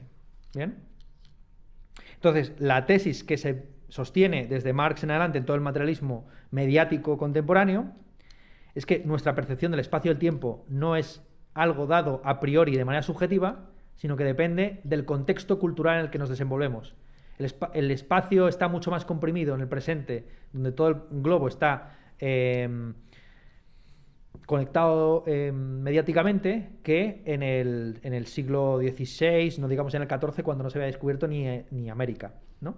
Es decir, el espacio y el tiempo, de nuevo, son fenómenos que están vinculados a realidades técnicas. He sabido, por ejemplo, la actual reglamentación del tiempo, esto de que nosotros empezamos a una determinada hora, terminamos a una determinada hora, nos acostamos a una determinada hora, nos levantamos a una determinada hora, que por cierto ha quedado completamente desbaratado. Si ustedes quieren leer un buen libro, hay un libro que se llama 24/7 de Jonathan, ¿cómo se llama este? Lo bueno de tener aquí internet es que, a ver, 24/7, que es ¿cómo es esto? La conjura del capitalismo contra el sueño, o el capitalismo al ataque del sueño. Un segundo que lo busque. Que me está dando el sol en toda la cara, más las gafas. Esto se ve que no se... Esto es la ejemplificación perfecta de lo que decía Platón acerca de ver el sol nada más salir de la caverna. Sí, 24/7... Sí, este es. 24/7, Capitalismo tardío y el fin del sueño, de Jonathan Crary. Claro, Jonathan Crary muestra cómo en la época posmoderna en la que vivimos hay una destrucción incluso de esa reglamentación horaria típica del capitalismo burgués industrial, donde efectivamente pues los trabajadores tienen que dormir durante 8 horas, trabajar durante 8 horas y consumir durante otras 8 horas, ¿no? Eso en el capitalismo, ya digo, del estado de bienestar del siglo XX, porque antes no, antes era el trabajo a destajo, niños, mujeres, lo que sea. Bien. Claro, con la deslocalización del trabajo y la posibilidad del trabajo a domicilio o en casa, lo que hay es una destrucción del horario mismo y de la distinción entre ocio y oficio. Y eso es lo que estudia justamente Jonathan Crary. Entonces, la concepción del tiempo se diferencia... En la época medieval, las horas, la división del día, estaba estructurada según los rezos. Estaba la prima, la nona, la séptima, y no, la división que había entre ellas no era exacta. A lo mejor entre un corte y otro podía pasar 1 hora y media, 2 horas, o se definía por fenómenos como la salida del sol, etcétera, ¿no? Es, insisto, en un contexto de coordinación económica, donde si tú no produces este coche a las 8, no puedes recogerlo este barco para llevarlo a este otro sitio a las 10, y para que a las 11 un determinado individuo lo pueda comprar. Es en ese contexto donde surgen las mediciones más exactas del tiempo, se produce todo el desarrollo de la relojería, etcétera, ¿vale? Bueno, entonces, lo que está estudiado, sobre todo, ya digo, en la filosofía moderna aplicada a los medios de comunicación, es cómo los medios de comunicación modelan nuestro concepto del tiempo, cómo el tiempo es más veloz hoy que en el siglo XX, que en el siglo XIX, y cómo podría ralentizarse, y cómo incluso toda forma de revolución no es sino una ralentización del tiempo. Y aquí se ha fetichizado mucho una serie de imágenes de la Comuna de París.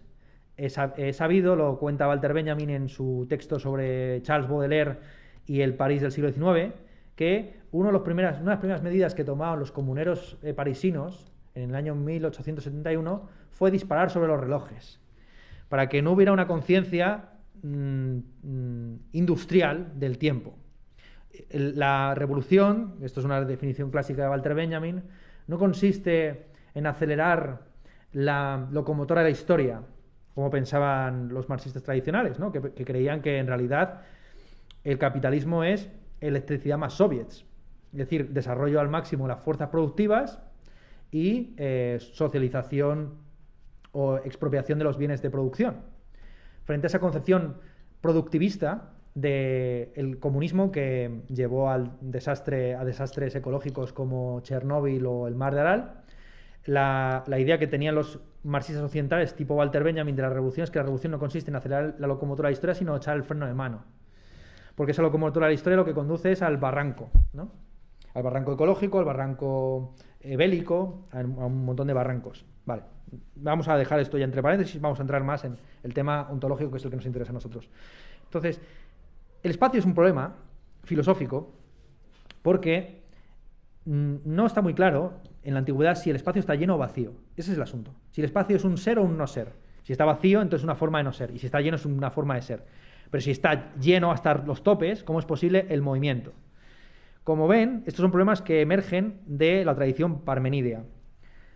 Parménides, al negar la posibilidad del no ser, de su conocimiento del discurso acerca del no ser, de la existencia del no ser, eso es una contradicción in terminis, niega él y sus discípulos que el espacio se conciba como un receptáculo vacío.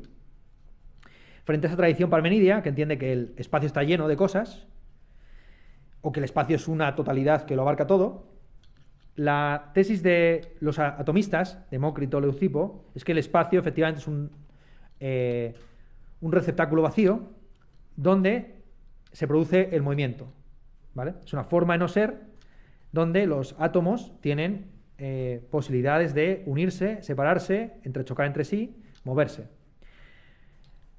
Claro, el asunto... Parménides no puede explicar el movimiento y Demócrito lo que no puede explicar es la continuidad.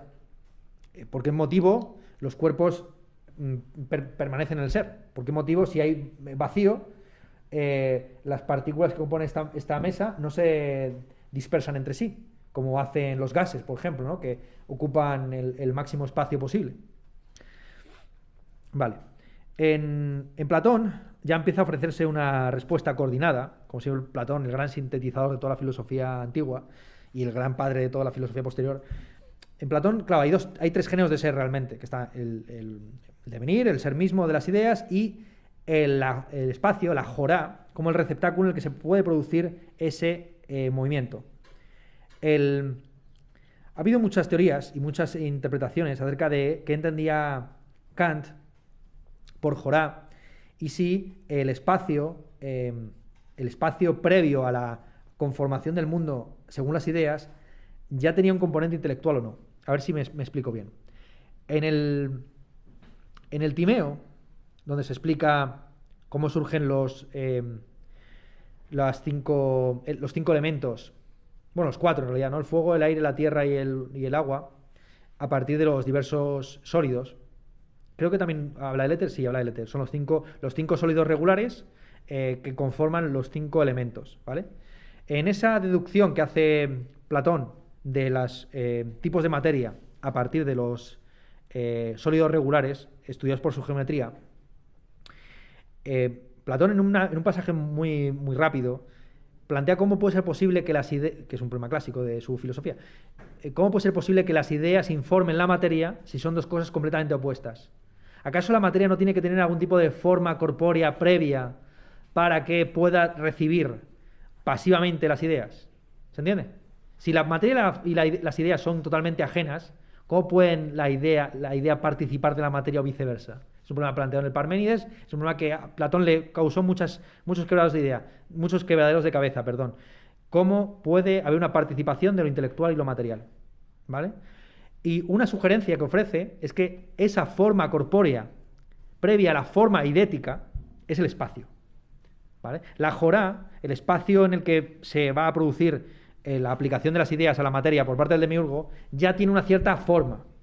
Ya tiene una cierta forma. Ese es el asunto que está en Platón y que será recuperado por Schelling. Schelling, una de sus primeras obras, muy de juventud, con 17 años, es un comentario al Timeo, donde justamente subraya este pasaje en el que Platón sugiere que el espacio ya tiene una determinada forma y que es a través del espacio que idea y materia pueden de alguna forma reunirse o sintetizarse.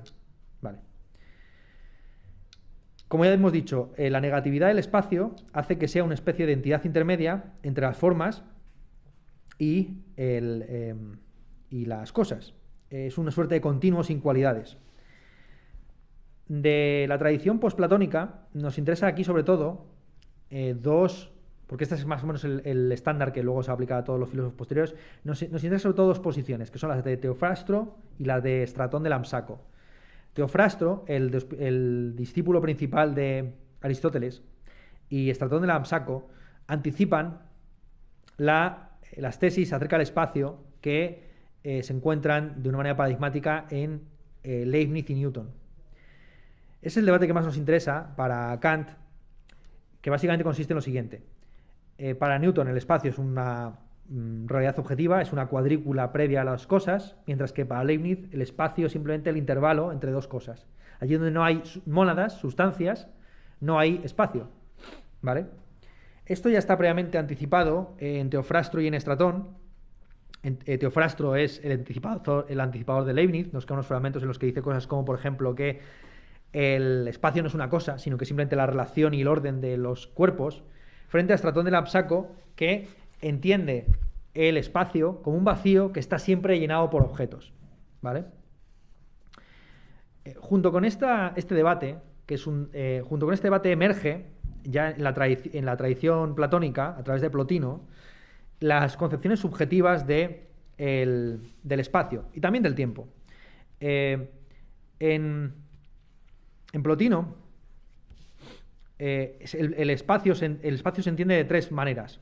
Se entiende como una realidad incorpórea, como un lugar propio y como el dónde en el que está situado cada cosa. Esto va a ser retomado por la filosofía escolástica con la distinción entre locus, situs y spatium. Esta es la distinción que a mí me parece interesante que ustedes tengan y mantengan en la cabeza. Por locus, los escolásticos entendían el espacio continente de un objeto, ¿vale? A ver si su volumen, podemos traducirlo.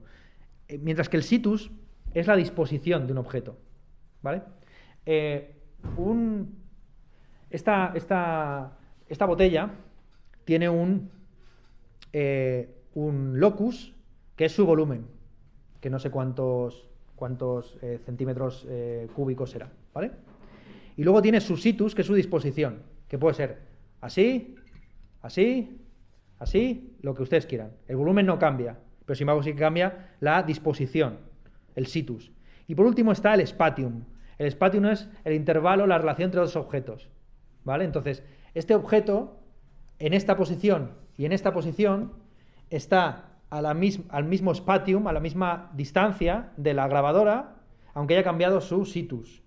El locus no ha cambiado, porque está en el mismo lugar, tiene el mismo volumen, ¿vale? Bien. Pues esta triple distinción es una triple distinción que intersecta con la teoría de las categorías. O sea, ya sé que esta clase tiene más como objetivo problematizar cosas que parecen muy sencillas en Kant, más que simplificarla. Ya está muy simplificado en Kant. Ni siquiera se plantea buenos argumentos y buenas objeciones. Pero la gran objeción que se le puede plantear a Kant es ¿por qué motivo usted considera que el espacio y el tiempo son intuiciones cuando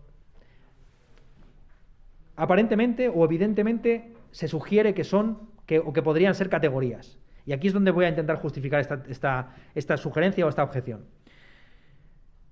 Estos tres conceptos de espacio, el espacio como locus, como situs y como spatium, está filtrado o está contenido en la lista de las categorías de Aristóteles.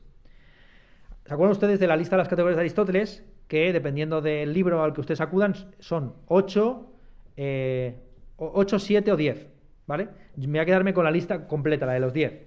Las categorías para Aristóteles son sustancia, cantidad, cualidad, relación, lugar, tiempo, posición, posesión, acción y pasión. Vale. Estos tres conceptos de espacio equivalen a los conceptos de relación, de lugar y de posición. La relación, lo que llamaba Aristóteles el prosti, es lo que los escolásticos luego llamarán el spatium. Es decir, efectivamente las relaciones espaciales entre dos objetos, ¿vale? El lugar, el locus, es lo que Aristóteles llamaba pou, ¿vale? Que es, esto es el volumen de un objeto, el espacio continente, lo que nosotros hemos denominado mucho más simplemente volumen. Y por último está keistai. Keistai en griego significa posición y podría perfectamente traducirse al latín como situs, que es efectivamente la disposición del objeto. Si el objeto está boca arriba, boca abajo, puesto en horizontal, en vertical, ¿vale? Pero no solamente eso, sino que al igual que hay 3 acepciones del espacio, hay también 3 acepciones del tiempo que equivalen a otras 3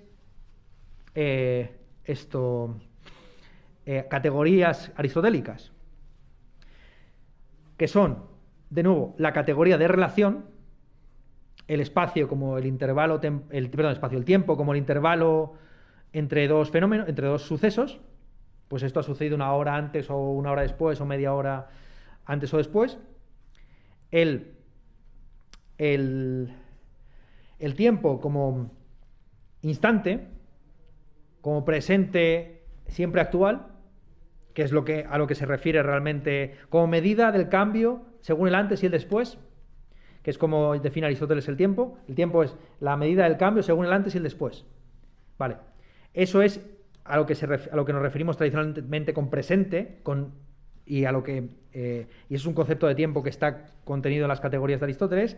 Y la tercera acepción de tiempo es el tiempo como distensión anímica, que es la definición subjetiva de tiempo, y voy a explicarlo a continuación, pero lo explico ya, que nos encuentra la tradición subjetiva de San Agustín y compañía.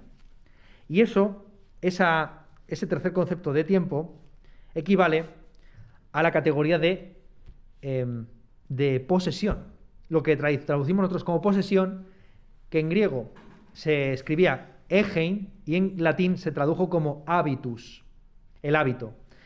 La forma en la que sobrevive el pasado en el presente es el hábito. El hábito es algo a lo que estás acostumbrado a hacer, que es una supervivencia real del pasado en el presente, frente a la memoria, que es el recuerdo de un pasado cancelado o ya no vigente. Esa distinción entre hábito y memoria es una distinción que está en Bergson, en el filósofo francés de comienzos del siglo XX, finales del XIX, y que fue sobre todo utilizada de una manera célebre por Proust en Busca del tiempo perdido. Proust entiende que no puede haber memoria salvo del olvidado. Es que esto es jodido de explicar. Cuando no puedes recordar algo que sigues haciendo a día de hoy, ¿vale? Que hacías cuando era pequeño y que sigues haciendo a día de hoy. Lo recordado es aquello, el genuino recuerdo, entre otras cosas porque el recuerdo de eso a lo que estás habituado se va modificando y transformando según tú te vas transformando. A ver si me estoy explicando bien. Mi hábito de venir aquí, a este aula donde yo recibía clases hace 12 años, ¿vale? Mi experiencia y mi recuerdo habitual, vamos a llamarlo así, mi recuerdo habitual de la experiencia de venir a esta clase se va modificando a cada momento, y si yo lo pusiera por escrito, lo que yo diría de esta clase sería distinto en 2008, en 2020 o en 2030, si sigo dando clase aquí. ¿Se entiende? O si no la doy, entonces lo que habrá será ya no un recuerdo habitual, sino un recuerdo memorístico. La famosa anécdota de cómo se le viene todo su pasado olvidado a Proust comiendo la magdalena. Tan solo te puedes recordar y tan solo queda como un recuerdo contenido en sí mismo aquello que olvidaste. Porque aquello que olvidaste no está contaminado por las vivencias posteriores. ¿Bien? Es que es un poco... Ya sé que es un poco complicado de explicar, pero creo que queda bastante claro las 3 acepciones de tiempo, concomitantes a las 3 acepciones de espacio, ¿vale? La posesión, el habitus, es equivalente a la disposición del espacial, ¿vale? Igual que no cambia el volumen de la botella, pero sí que puede cambiar su disposición aunque el recuerdo sea el mismo, la relación que uno mantiene con ese recuerdo y la intensidad subjetiva, los afectos, etcétera, que mantiene uno con ese tiempo, pueden variar perfectamente. Y eso es lo que la tradición llama hábito y que se puede comprender como una forma especial de la memoria. Bien, entonces tenemos esos tres conceptos de tiempo. El tiempo como la medida del cambio según el antes y el después. El tiempo como intervalo, media hora, una hora, que es lo que tradicionalmente se entiende por tiempo objetivo, el tiempo que miden los relojes, y otra cosa, y luego está el tiempo subjetivo, que es si te aburres, si te excitas, si eres nostálgico, si estás resentido respecto de lo que sucede o lo que sucedió. Cómo el tiempo puede serte más lento o más rápido, intensivamente, dependiendo de tu disposición anímica. ¿Vale? Entonces, existe el tiempo entendido como el ahora, que mide el cambio, el tiempo como intervalo y el tiempo subjetivo, que es la disposición anímica respecto a los fenómenos. ¿Vale? A ver si yo creo que más o menos se ha entendido.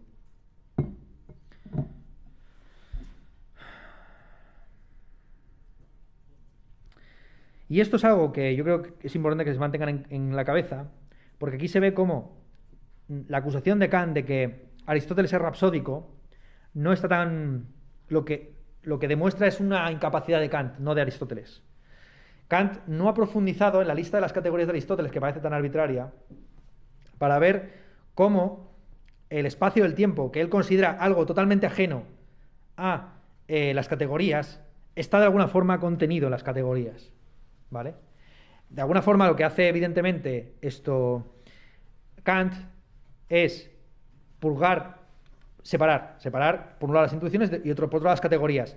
Quedarán como categorías supremas, sustancia, cantidad, cualidad, a la que añadirá... sustancia va a eliminarse y quedará cantidad, cualidad, relación y modo. ¿Vale? Problema. Si el tiempo y el espacio son relaciones y ordenaciones de objetos, ¿acaso el espacio y el tiempo no son categorías en lugar de intuiciones? Bueno,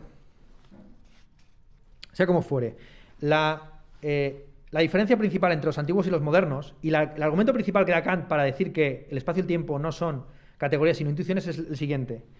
El espacio y el tiempo son infinitos. No existen conceptos o categorías de realidades infinitas. Todo concepto está definido, está limitado. Toda definición implica negación. Cuando defines un objeto, le atribuyes ciertas propiedades y le niegas otras. Entonces, no podemos tener un concepto claro y distinto de lo infinito. De ahí la confusión de los racionalistas, que pensando que el tiempo y el espacio son conceptos, lo entienden como conceptos confusos u oscuros. El espacio y el tiempo no son confusos ni oscuros, son claros y evidentes. Todos sabemos lo que es el espacio y el tiempo, aunque luego nos cueste mucho definirlos, porque son intuiciones puras a priori. Y aquí lo que hay es una transformación, aquí lo que hay es un Kant recogiendo la tradición moderna, para la cual el espacio y el tiempo se definen por su infinitud. Esto es algo que ya hemos expuesto en varias ocasiones y lo volvemos a recordar. Una de las diferencias sustanciales entre la filosofía moderna y la antigua es que para los antiguos lo perfecto es lo finito, mientras que para los modernos es al revés, por influencia del cristianismo. Siendo Dios perfecto e infinito, ¿cómo no va a ser el espacio y el tiempo creado por él también infinito?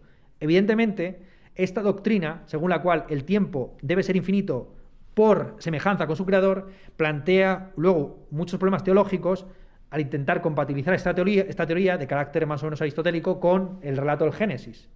¿Cómo puede ser posible que el tiempo sea infinito y que sin embargo haya comenzado en un determinado punto?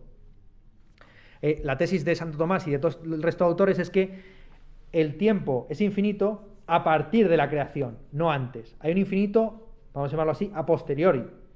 A partir del momento de la creación, el tiempo se extiende de manera indefinida.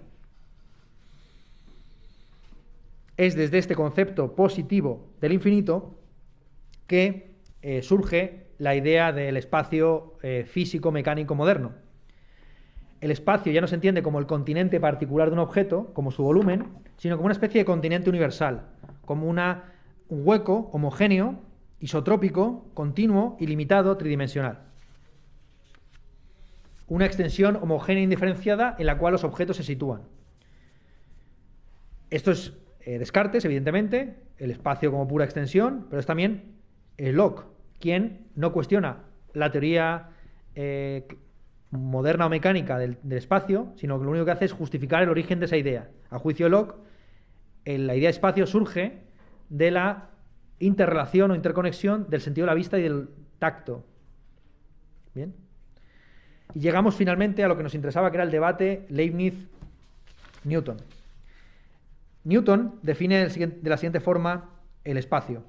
Espacio absoluto, en su propia naturaleza, sin relación con nada externo, permanece siempre similar e inmóvil. El espacio relativo es una dimensión movible o medida de los espacios absolutos, que nuestros sentidos determinan mediante su posición respecto a los cuerpos y que es vulgarmente considerado como espacio inmóvil. Vale. Aquí se ve como Newton en realidad maneja dos conceptos de espacio. Por un lado está el espacio absoluto, que como hemos dicho no tiene relación con nada y permanece siempre similar, inmóvil, y otra cosa es el espacio relativo, ¿vale? El espacio relativo, que es la medida de las distancias de los objetos, etc. A pesar de que en Newton hay claramente esas dos dimensiones del espacio, cuando se produjo el debate Clarke-Leibniz, Clarke es un discípulo de Newton, que Newton era muy arrogante y no quería debatir, y digamos que toda la correspondencia polémica acerca del concepto de espacio y tiempo no la hizo él, sino que la hizo su lacayo o su escudero. ¿Bien? Frente al su escudero, Clarke olvidó o obvió en la polémica el concepto relativo de espacio para centrarse en el objetivo. Y es él, no Newton, quien define el espacio y el tiempo como sensoria Dei, como los sensorios de Dios, con todos los problemas que eso luego ha dado de interpretación. Vale. Frente a esa concepción absoluta del espacio, el espacio como cuadrícula en la cual se posicionan los objetos, la concepción de Leibniz es muy conocida y ha habido muchos autores que han analizado su relación con la teoría de la relatividad posterior. Para Leibniz, si no hay objetos, no hay espacio.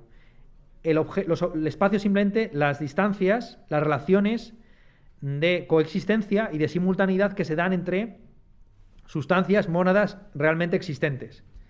El espacio se entiende como el orden de la simultaneidad frente al tiempo, que es el orden de la sucesión. Si no hubiera movimiento y no hubiera sustancias, no habría tiempo ni espacio.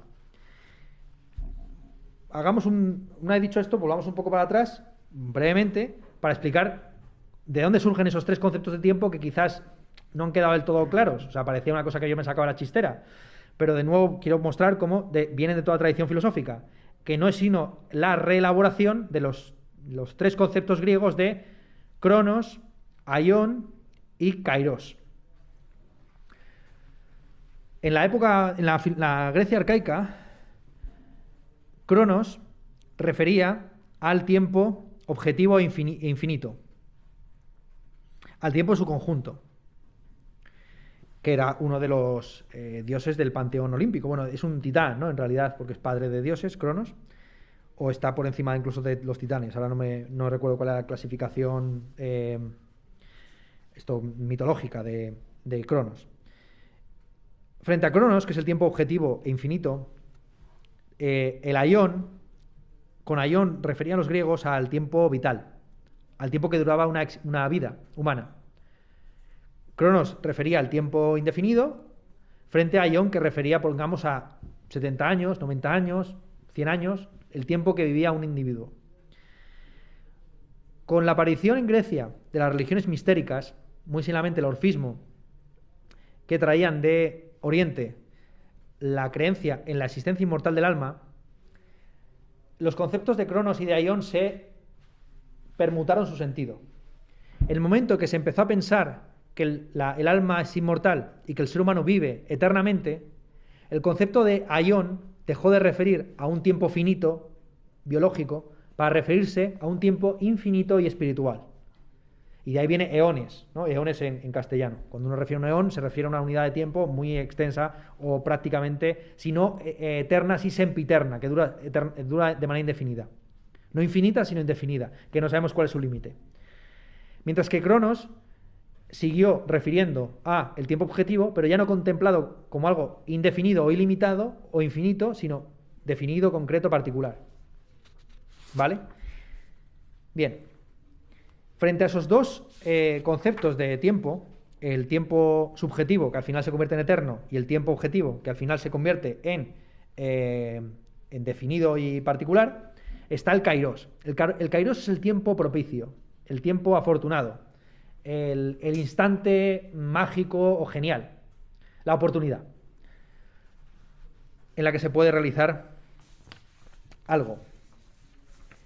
No sé ustedes si están viendo que aquí, que más o menos de aquí, no podría ir filológicamente, detalle por detalle, pero quiero que simplemente se queden con el esquema fácil de los tres sentidos de tiempo y espacio, ¿vale?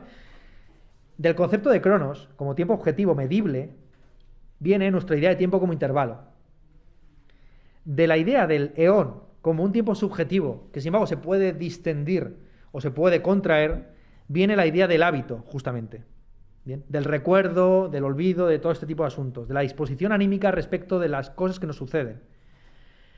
El kairos, que para los griegos representaba un tipo de tiempo presente y no todos, en la época actual se refiere al tiempo actual presente, este que se nos escapa de las manos, ¿vale? A la unidad de medida del cambio, según el antes y el después. Esa es la definición que Aristóteles ofrece para el tiempo en su conjunto. O sea, Aristóteles no entra en este tipo de disquisiciones, sino que dice, ¿qué es el tiempo? El tiempo es la unidad de medida del cambio según el antes y el después. Problema, ¿cuál es esa unidad de medida? ¿Cuál es la realidad numerante? ¿Cuál es qué ente ofrece ese número o esa medida o esa cantidad del cambio? En Aristóteles se sugiere que la unidad de medida del cambio es el presente. Pero claro, el presente al no tener extensión, sino ser un punto, no mide nada. A partir sobre todo San Agustín en adelante, vamos a ser ya claros, pero ya también está en Plotino, en fin, podríamos ir con mucho detalle viéndolo todo. La realidad numerante, el ente que da ese número del cambio, según el antes y el después, es el alma.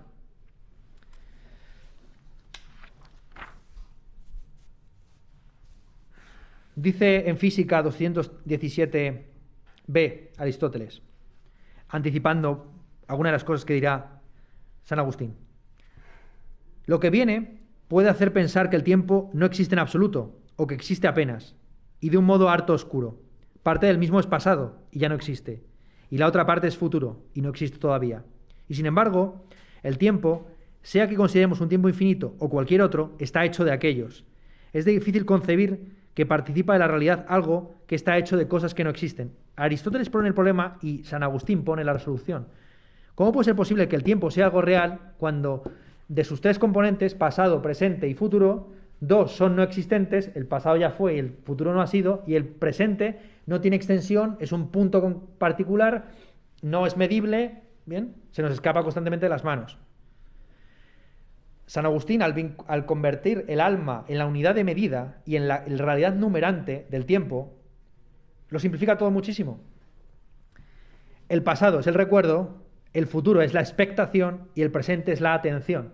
¿Qué nos es presente? Todo lo que percibimos, no, aquello a lo que estamos atentos. ¿Bien?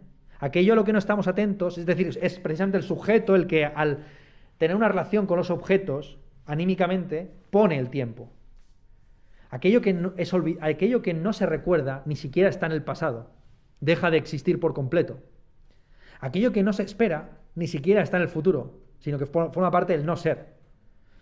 Y en cuanto al presente, no todas las cosas se nos presentan, sino que hay mayores y menores presencias dependiendo de la atención que prestamos a las cosas. ¿Bien? Bien. Buena parte de la tradición medieval lo que va a intentar es coordinar una definición objetiva de tiempo, como medida del cambio según el antes y el después, o intervalo, con esto que ha dicho San Agustín, que resulta tan interesante.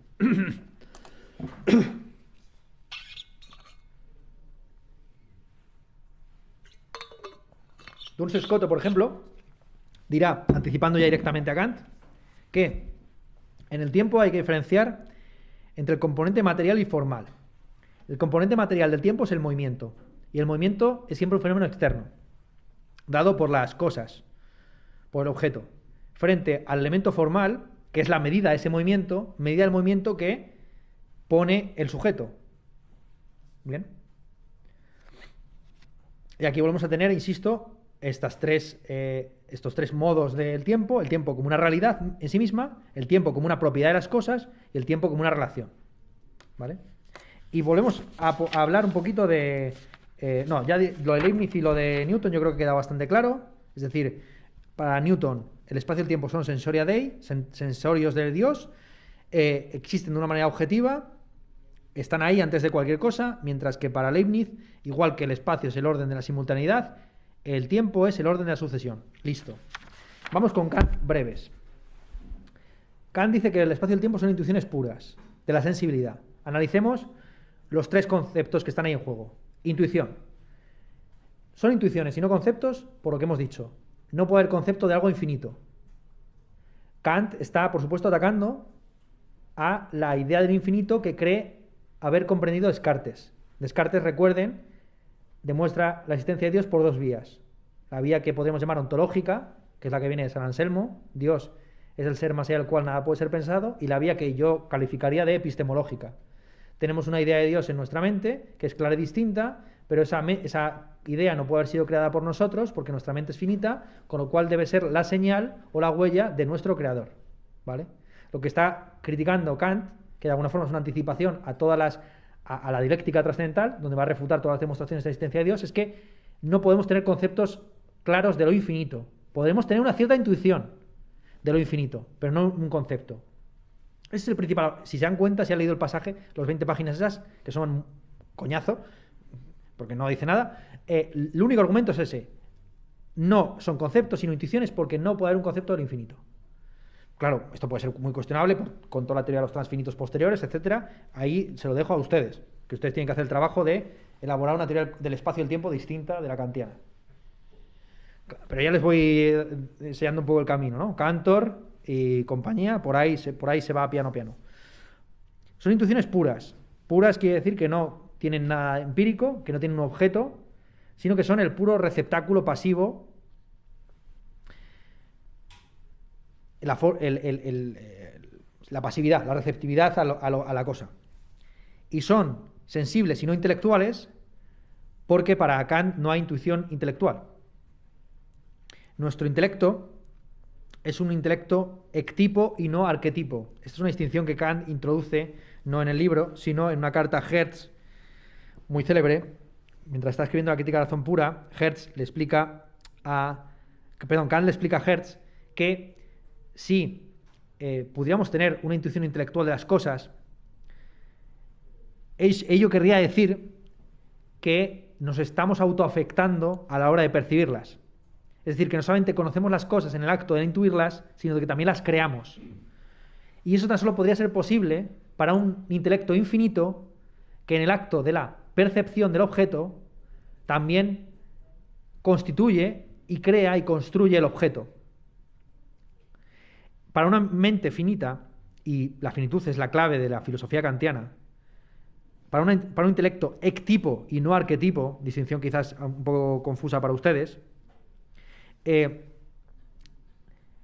la intuición tiene que ser siempre una intuición sensible, abierta al objeto, que es lo que está más allá de la posibilidad nuestra creativa. ¿Vale? Nosotros podemos poner el espacio y el tiempo, lo que no podemos poner es qué se nos aparece en el espacio y el tiempo. El contenido. ¿Vale? Mediante este juego de manos, un poco trilero si se quiere, Kant justifica la realidad empírica del espacio y el tiempo a la vez que su idealidad trascendental. De alguna forma reconcilia a Newton con Leibniz y expone por primera vez en su libro la teoría de los fenómenos. El fenómeno es aquello que no se nos aparece en el espacio y el tiempo de la cosa misma, y no debe confundirse el fenómeno con una apariencia falaz. Una apariencia falaz sería la que no nos permitiría reconstruir la cosa a partir de su aparecerse, frente a un fenómeno que tiene algún tipo de relación causal con el noúmeno. Bien, hay una diferencia clara entre un delirio en el que creemos ver un oasis y la percepción sensible verdadera de un fenómeno que es un oasis situado a una cierta distancia en mitad del desierto. Bien, hay una relación causal entre el fenómeno y el noúmeno, pero aquí Kant se está haciendo una putada porque está aplicando la categoría de causalidad más allá de toda experiencia posible. ¿Cómo puedes decir que el noúmeno tiene una relación causal con el fenómeno cuando la categoría de causalidad, como veremos en la analítica trascendental, es una categoría que tan solo se puede aplicar a los fenómenos? De alguna forma, Kant va destruyendo las bases de su distinción fenómeno-noúmeno conforme va avanzando en su propio libro. Más allá de eso, lo veremos también en la analítica trascendental, porque la estética es muy breve y no dice apenas nada, es a partir de estas dos intuiciones puras, el espacio y el tiempo, que se justifican dos disciplinas fundamentales para Kant, que son la geometría y la aritmética. La geometría parte de la intuición pura del espacio, frente a la aritmética que parte de la intuición pura del tiempo. Y aquí recupero una cosa que sugerí en las primeras clases, a saber, Kant no está negando la posibilidad de que se construyan geometrías distintas a la euclídea. Simplemente entiende que ese tipo de intuiciones, ese tipo de ciencias o de disciplinas o de campos o de teorías o de hipótesis se construirán siempre dentro de una intuición del espacio. Llega a decir un momento dado del texto que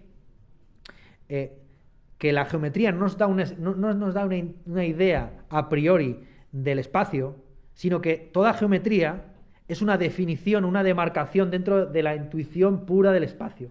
O sea, primero tenemos la intuición pura del espacio y posteriormente, científicamente, teóricamente, elaboramos dentro de ese espacio trascendental un espacio científico definido, eso es lo central, definido, porque definido con axiomas, con postulados, con definiciones, ¿vale? Frente al espacio trascendental, que es la pura receptividad. Eso es lo que yo creo que les quede claro, ¿no? El espacio en Kant no es una cuadrícula que está ahí, o que ni siquiera es una especie de red que proyectamos sobre el mundo. El espacio y el tiempo es la receptividad la receptividad interior y exterior, ojo, porque a través del sentido del tiempo surge en Kant la posibilidad de una intuición no intelectual, pero sí sensible en nosotros mismos. Tenemos una intuición sensible en nosotros mismos, ¿cómo? A través del tiempo. El tiempo es la intuición interna que nos permite conocernos, si no como una idea trascendente, sí como una realidad empírica que se va desenvolviendo a lo largo de nuestra biografía. ¿Vale? Bueno, yo creo que con esto está la cosa bastante clara. Bueno, claro, no sé si todo está claro o no, pero desde luego la clase ha terminado. Entonces, ¿tienen ustedes alguna pregunta, alguna duda, alguna cuestión? ¿No?